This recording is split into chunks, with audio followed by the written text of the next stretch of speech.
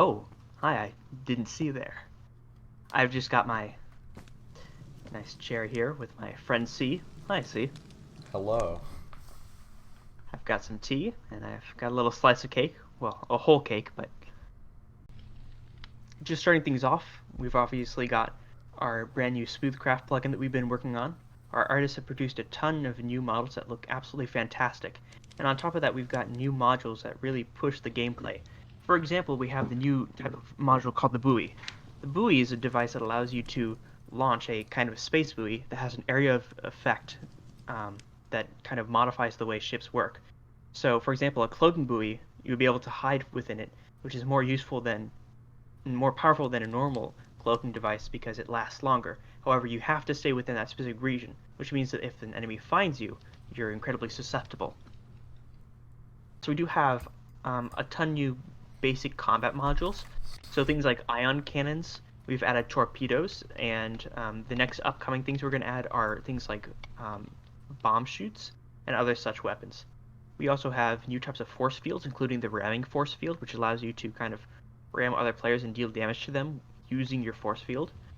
And in general, we have a lot of other planned modules that are coming um, alongside the ones we've already implemented. Things like the radar, new AI to go alongside your ships. You can implement different AI like Jane, or even new AI that we haven't shown yet.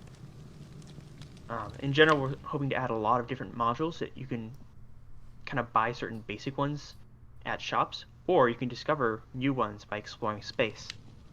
New AI? Yeah, so you can install AI into your ship modules, and that module will allow you to do custom things like autopilot to a specific location in space, or kind of give you information about important radar nearby. So if there's like a um, enemy ship closing in, then it'll notify you. So it's small things like that that'll be very useful, and it can also do other things that I haven't discussed yet, but I want to wait to show off. How will Movecraft versus Smoothcraft fighting be implemented? In general, we're going to focus on making Smoothcraft ships be a lot less powerful in comparison to Movecraft ships, and we're going to make it so that Movecraft ships now have some very basic and very powerful tools to be able to kind of nullify the effects of Smoothcraft ships to make them less powerful. For example, Smoothcraft ships may be able to go incredibly fast and move on all axes, but Movecraft ships can have new modules that allow them to have an area of effect where they can disable Smoothcraft ships' high speeds, allowing them to better aim at their targets. That also means we're going to be adding aimable cannons to Movecraft ships, which is just generally a good feature, I think. It makes a lot of sense in space combat. One of the new features that we're also adding to this update is empires. Empires are kind of a complete unique rewrite for empire building. It allows you to create towns that are much bigger and much more powerful. We're going to be using a new technology system which allows you to build multi-block structures that you can use to expand your city's borders and protect your city for attacks. Unlike previous versions, you can now have raids, and raids will allow you to attack enemies, but unlike before, it won't permanently damage your land, and instead of giving a reward simply by being able to loot enemy chests, instead you'll be able to rank up your empire by doing war actions. Raids are not the only type of war action you can do now. You can engage in battle with space battles, which are intentional locations where you can build space shipyards, which allow you to construct massive amounts of ships and engage in a space battle for a extended period of time. In the fact that when you lose your ship and die in the battle, you respawn back at the shipyard, able to get the next active ship and continue battle. This allows you to have a very interesting and fun combat loop where instead of having war happen in a very boring cycle where you simply walk to somebody else's faction and say, hey, I'm in your town, come fight me, you can instead have planned battles with your enemies, which are much larger and much more intense. In general, your nations will become much larger and have more land claimable, which means you'll be able to have much bigger empires and have more room to build. Will this be replacing Townie? Yes, but we're going to give you options to make that a smooth transition. by giving you ahead of time a little grace period to transition your faction. And you should want to transition to this because it'll objectively give you more land for your empire and make your nation much safer. Will we be able to store smoothcraft ships in bigger ships such as a capital ship or a flagship? Yes, we're going to have specific modules where you can dock your smoothcraft ships and be able to really hold, even dozens of them to be able to really engage in intense battles, which ties into our nation building system where you can have intense empire space battles. How will capital ships be affected with SQ empires? Just like in the previous versions, capital ships will be able to claim land, meaning that they'll be a very essential tool, but they'll also have much greater importance in battles because they will be a very useful tool for storing ships when you get into battles. And since when you die in a battle, you simply respawn and continue the battle from that point, having a capital ship to be able to jump back onto and even respawn it if you want could be very useful. They could be used as the starting point for space battles in future updates. Do you have any plans for the SQ tech systems? Yes, as I discussed before, SQ Tech is quite small, and that's why we're adding a new, completely revamped system, which we're calling SQ Machinery. SQ Machinery is basically an offshoot of SQ Tech, which focuses on large multi-block machines that are connected by pipes and wires, rather than on smaller devices.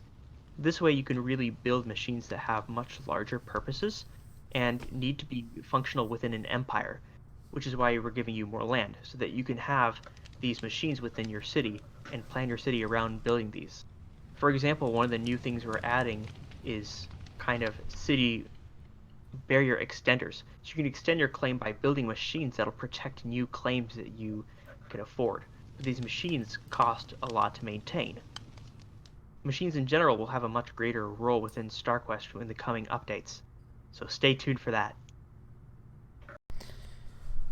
Will SQ machinery be easier to understand than the current SQ tech? Yes, much easier. We're going to comprehensively add to the wiki by adding a lot of details about how these machines work. Another big thing that I'm sure all of you have been wondering about is about what's going to happen with planets. A lot of the planets we've had already are outdated, and some of them have even had corrupted chunks because they're so old at this point. That's why we're working on a lot of new planets. I'm not going to spill too much, but I think you're going to like the changes we have. What will happen to existing planets? Are we going to have to move? Nope. All the existing planets are going to stay. We're going to be adding new planets to the world so that you can explore and have a more fun experience by having other planets that have unique purposes within the StarQuest universe.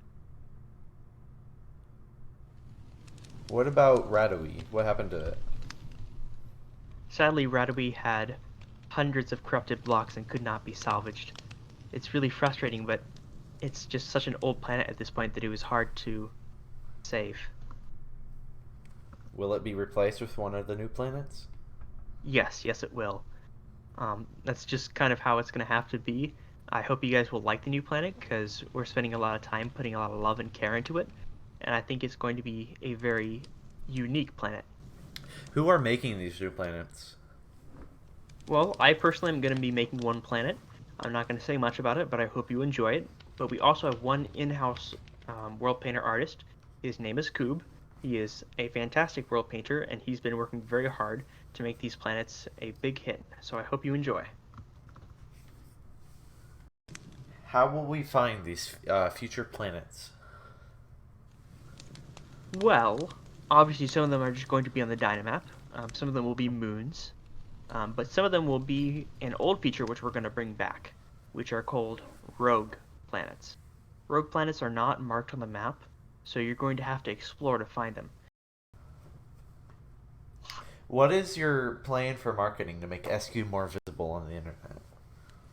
We have a lot of plans for that. First of all, we're starting to engage in making our presence more known by posting on Reddit, on Minecraft forums, and anywhere like that we can.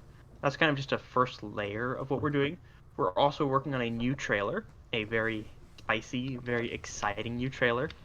And of course, we're also working on making sure that we have a plan for our future website, which we're working on. Plans for just generally making our presence more known. And we also plan eventually to advertise, actually, money in hand, pay cash, to advertise on Reddit to try and make our server more known.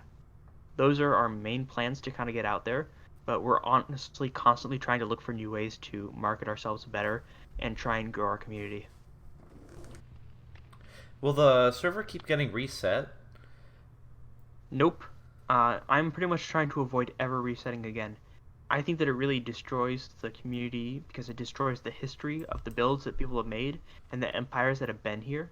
And that's why we're trying to be extra careful to ensure that we don't lose the planets, that servers, the entire server doesn't get corrupted, or somebody gets access to the server and with administrator persons who doesn't need that role. In general, we're trying to make sure that we preserve the game as we currently have it and make sure that we can continue for years to come to keep that server as it is and only ever expand on it. Obviously, space is a bit sparse right now, and some of the things you can encounter in space aren't exactly exciting. That's why we've been thinking about redesigning our space encounters entirely. I'd like to introduce you to our new plugin that we've been keeping secret for a while now. It's called SQ Dungeons. Why don't you come on a tour with me?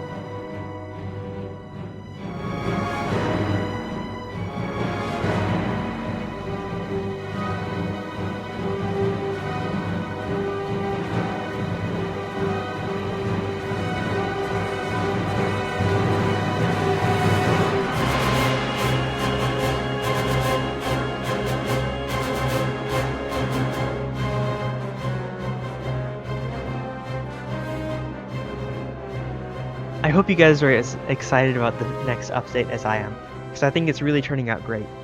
It's going to be a little while longer till we get everything polished and up to the quality we want, and without bugs especially, but we hope you'll be excited for the future of StarQuest, and stay tuned for this update and for updates to come. Thank you for watching.